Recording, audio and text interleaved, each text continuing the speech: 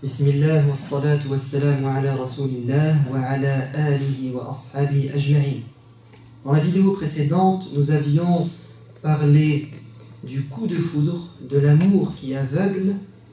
Parlons maintenant d'une autre forme d'amour qui est de l'ordre de l'admiration, mais une admiration excessive qui s'apparente parfois à de l'idolâtrie. L'amour des stars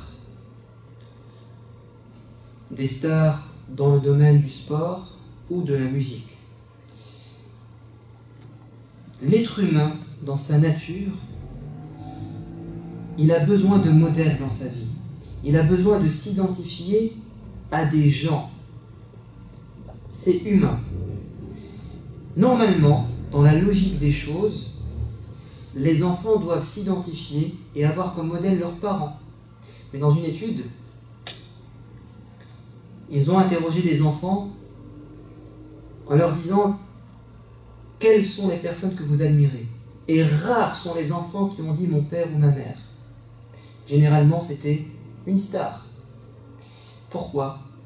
Parce que l'influence de la télé, d'Internet,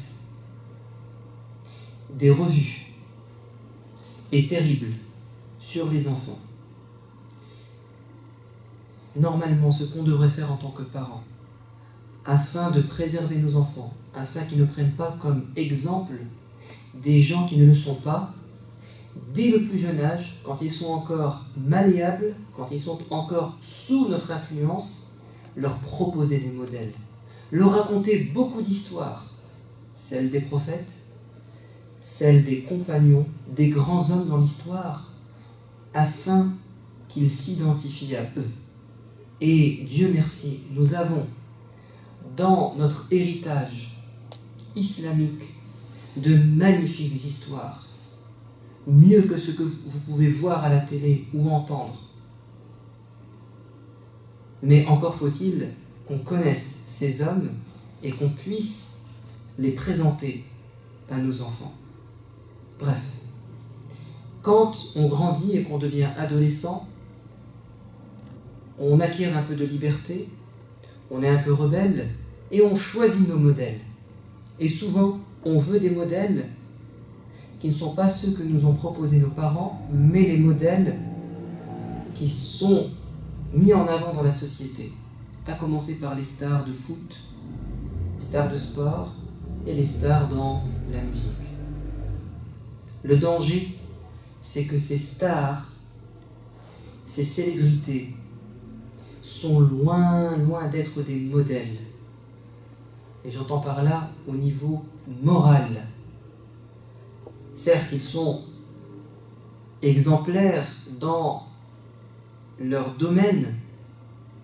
Ils ont des compétences. Le footballeur est un modèle dans son domaine.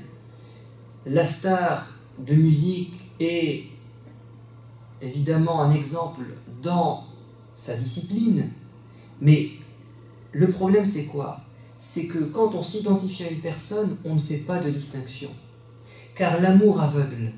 Et on finit, en admirant une personne, par lui ressembler. Et dans ce qui est mauvais. Regardez autour de vous, les jeunes adoptent les coupes de cheveux, la tenue vestimentaire des stars, qui ne sont pas en accord avec leurs principes religieux. L'amour de la star est beaucoup plus fort que la religion qui lui a été enseignée. Et ça, c'est désolant.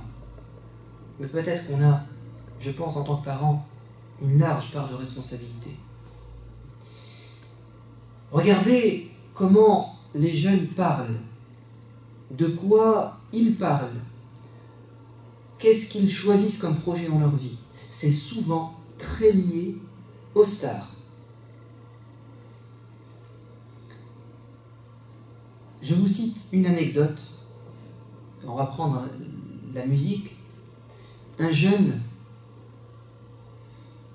qui avait comme idole un chanteur, que vous allez deviner. C'est un jeune homme qui a commis des Il était mineur, il s'est retrouvé dans des centres de de rééducation ou d'éducation, de prise en charge dans le cadre de la PJJ, protection judiciaire de la jeunesse.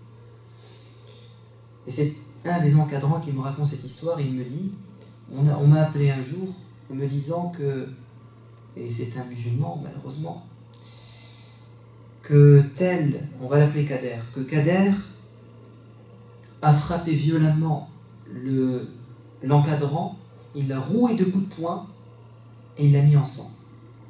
Et donc, on ne veut pas l'envoyer en vacances avec le reste du groupe, il faut l'isoler.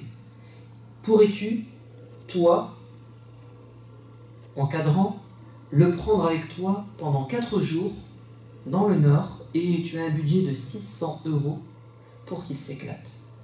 C'est-à-dire qu'il vient de frapper un encadrant et en retour, il peut se payer des vacances pendant 4 jours. Bref, l'encadrant accepte. Et il dit, quand j'étais dans la voiture, le jeune Kader était dans un autre monde, le monde de la musique. Ils vont passer 4 jours ensemble. La moindre des choses, c'est qu'ils fassent connaissance. Alors, l'encadrant ouvre le dialogue et il dit, mais qu'est-ce que tu écoutes? Parle-moi de cette musique. Et vous savez ce qu'il écoutait? En boucle. Red Bull et vodka. Red Bull et vodka. Je ne sais plus les paroles exactes, mais je pense 1961, Pitbull et Hagra. Un chanteur bien connu, adoré par les jeunes. Regardez, cette musique a eu un impact terrible sur lui. Il a ressemblé à ce chanteur. Red Bull et vodka, c'est-à-dire bois cette boisson énergisante avec de l'alcool afin que tu sois un pitbull, car il n'y a que de la hagra autour de toi. Et quand l'encadrant lui a dit « descends du bus », tout de suite, il s'est senti opprimé. Et il s'est jeté comme un pitbull sur l'encadrant et il a failli le manger. Vous avez vu l'impact de la musique et de ces chanteurs sur les jeunes, ces chanteurs qui incitent à la violence, à la haine, au dévergondage, à la débauche, à l'alcool, à la cigarette.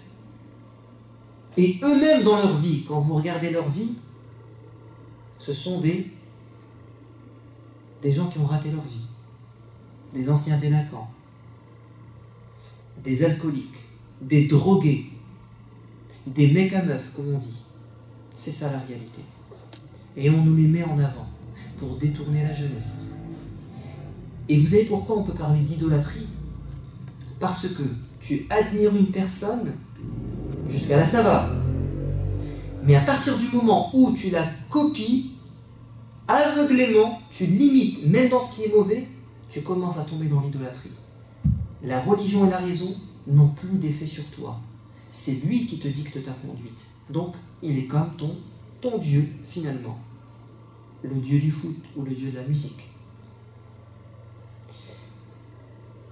Vous savez ce que nous dit le prophète, alayhi salam ? Vous serez rassemblés le jour de la résurrection avec ceux que vous aimez et vous admirez. Donc, à nous de choisir nos modèles. Si tu veux que ça soit un chanteur de musique, vas-y. Mais tu le suivras. S'il va en enfer, tu seras sûrement avec lui. Et s'il va au paradis, tu seras avec lui. Mais à ton avis, ce genre de personnes, à quoi sont-ils destinés dans l'état actuel des choses? Plutôt au paradis ou plutôt en enfer? Je ne dis pas qu'il finira sa vie comme ça. Dieu peut lui pardonner, il peut revenir vers Dieu. Mais aujourd'hui, est-ce qu'il est plutôt comme le prophète ou plutôt comme un diable? La réponse est claire.